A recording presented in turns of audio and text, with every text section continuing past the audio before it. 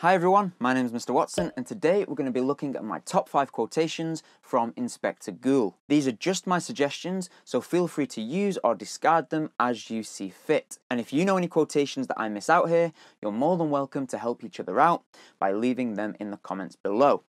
Let's get started. A man has to mind his own business and look after himself and his own. And we hear the sharp ring of a front doorbell.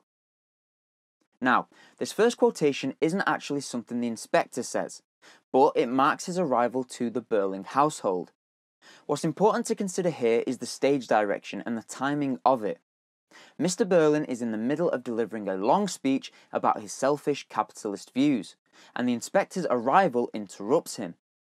This is significant when considering the big picture.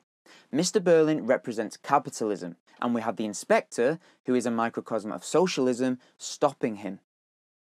This quotation also foreshadows the Burlings, who are a capitalist family letting socialism into their home, just like Priestley wanted to let socialism into the post-war world. I didn't do it, she's upsetting herself. Here, the inspector is referring to when Sheila runs off crying after he shows her a photo of Eva. The pronoun herself tells us that he's putting the blame entirely on Sheila and will not let her escape responsibility just because she's a woman. He treats her equally to the men and offers no apology for making her realise her role in Eva's death. Millions and millions and millions of Eva Smiths and John Smiths still left with us. This forms part of the inspector's final speech on socialism and community, just before he leaves. Here we have the repetition of millions to emphasise the vast amount of people who are in need of social support.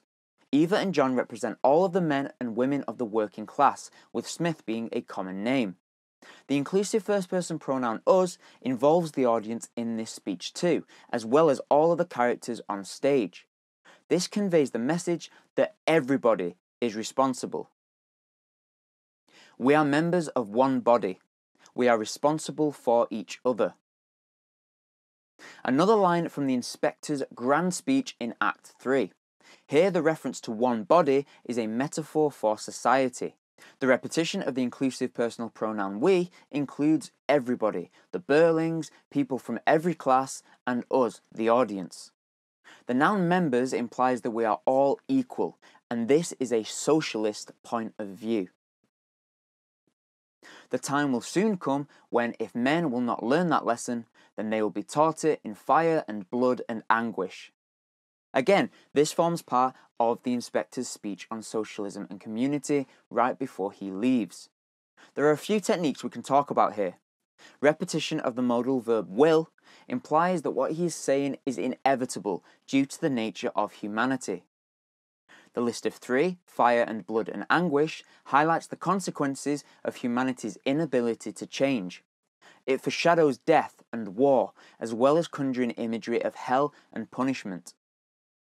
There's dramatic irony here too. We, as a modern audience, know that capitalism falls, leading to 2 world wars in the years that follow.